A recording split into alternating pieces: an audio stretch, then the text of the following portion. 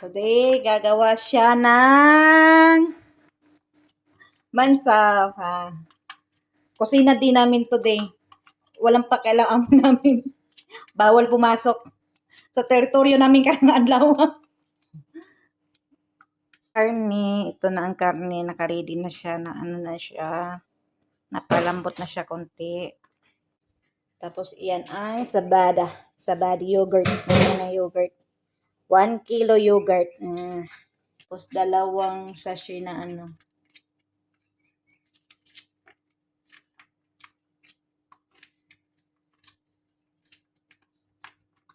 Liquid na mansaf. Mansaf yan daw magyapon, di ba? Jamid. Jamid pala. Sorry. Liquid jamid pala. Ayan. 2 kaing ana. Ayan. Tao-tawon. Hantod sa maging gatas-gatas na siya. Tapos, ihalo ang yogurt. 1 kilong yogurt.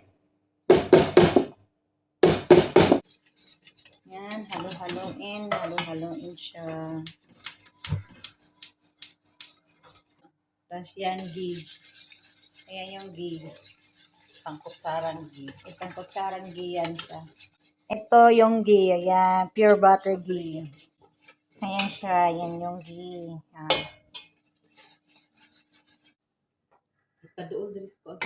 Ayan. Nilagay na yung sabaw dun sa ano.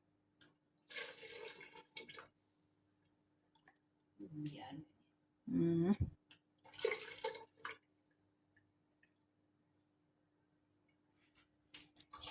Yan yung karof. Na pinakuluan ang karof. Tapos yun ang jamid. Yan.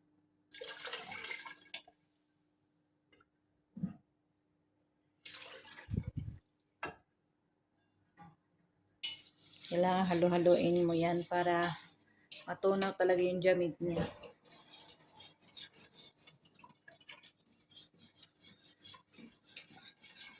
Siya ang cook for today. Dahil bawal ang amo namin pumasok ngayon kay araw niya ngayon. Request kasi ito ng kanyang baby dito. Request ng kanyang baby. Ampon niya.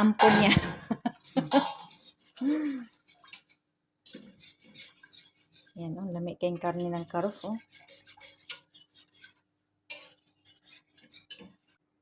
Kalami sa jamit, Sup-sup din ang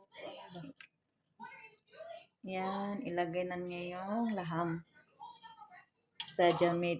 Mot kayo. Yan na ang kaninang mansaf.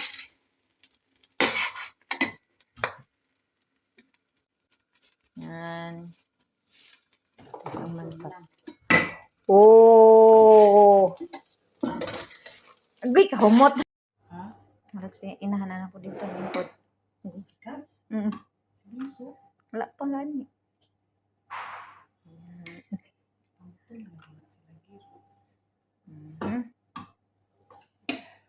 Yan.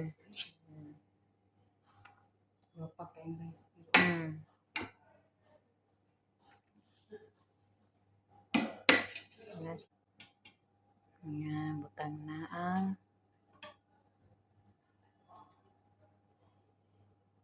malaki yun yung bunso niya itong mansap ba?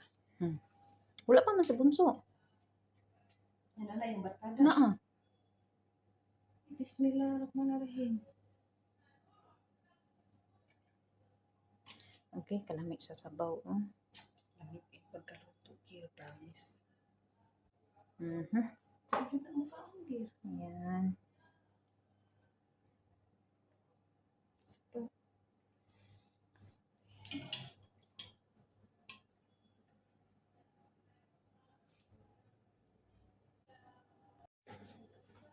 Ayan na ang mansaf. Ayan.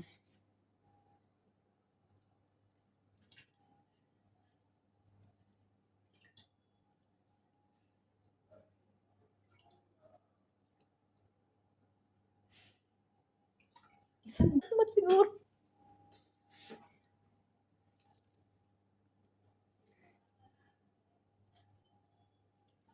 Ayan.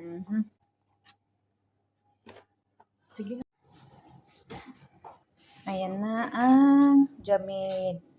Oh, yummy yummy. Ayan na ang pagkain.